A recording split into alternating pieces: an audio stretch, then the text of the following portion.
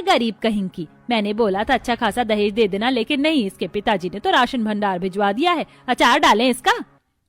माँ जी, आप तो अच्छे से जानती हैं, पिताजी ने पहले ही आपको कह दिया था कि वो इतना सारा सामान नहीं दे पाएंगे, लेकिन हाँ इतना अनाज दे देंगे जिससे घर में खाने की कमी नहीं होगी।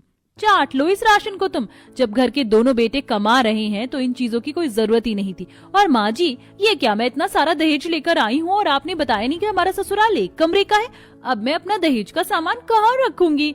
इनका आटा दाल चावल तो बिल्कुल नहीं आएगा। पहले मेरा दहेज रखवाइए, इनका नहीं। ऐसे कैसे? मेरा भी तो दहेज का सामान है, वो कहाँ जाएगा?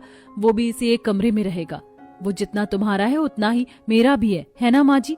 हाँ है तो, लेकिन मेरी अमीर बहू का ज्यादा दहेज आया है तो वो रहेगा। ये तेरे 200 किलो के गेहूं का क्या मैं अपने सर पर रखूं? बिल्कुल सही कहा माँ जी ने।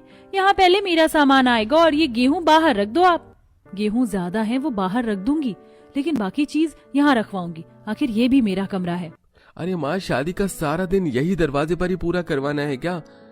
थक गया हूँ मैं।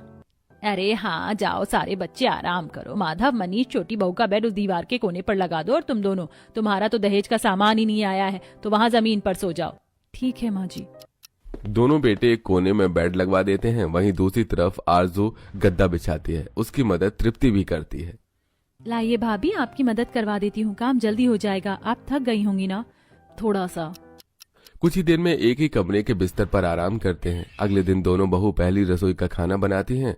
तब ओ जेठानी जी, ये गैस सिलेंडर्स मैं लेकर आई हूँ, इसलिए सबसे पहले इस पर मैं खाना बनाऊंगी। आप जब तक आलू वालू सब्जी वब्जी काट लो। मन तो नहीं है मेरा कि अपने दहेज की चीज आपको छूने दूं, लेकिन बना लेना। इस चक्कर में सब लोगों को खाना बनाने का ठेका मैं तो नहीं ले सकती ना।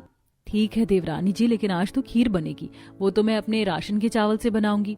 हम तेरे राशन के दहेज की अभी कोई जरूरत नहीं है। मेरे घर में इतना अनाज है कि पहले वो इस्तेमाल होगा। मुझे तो लग रहा है तेरे दहेज की राशन की हमें जरूरत ही नहीं पड़ेगी। इतना सारा बेफालतू में ले आई। अरे कोई सामान ले आती ताकि मेहमान देखकर इसका तो मजाक नहीं बनाते। वही तो माँ जी। फिर तृप्ति नहा धोकर शिवानी के ड्रेसिंग टेबल के सामने आकर उसका हेयर ड्राई इस्तेमाल कर रही थी। ये देखकर शिवानी तृप्ति पर चिल्लाती है। तृप्ति, तुम्हारी हिम्मत कैसे हुई मेरा सामान इस्तेमाल करने की? तुमने पूछा? अगर मेरा हेयर ड्रायर खराब हो गया तो इसका हर्जाना तुम भरोगी क्या? 4-5 रुपए का नहीं है, 78,000 का आया है। सॉरी भाभी, मुझे नहीं पता था आप इतना गुस्सा करेंगी। मैं कभी छूती ही नहीं। पूछ भी तो सकती हो ना तुम, लेकिन नहीं। यही तो बात है कि ये एक कमरे का ससुराल है। अगर मेरा पर्सनल कमरा होता तो तुम्हें अंदर घुसने से पहले भी सोचना होता। कोई बात नहीं बहू, जाने दे। कुछ देर बाद सब एक साथ बैठकर पहली रसोई का खाना खाते हैं। फिर शादी के कपड़े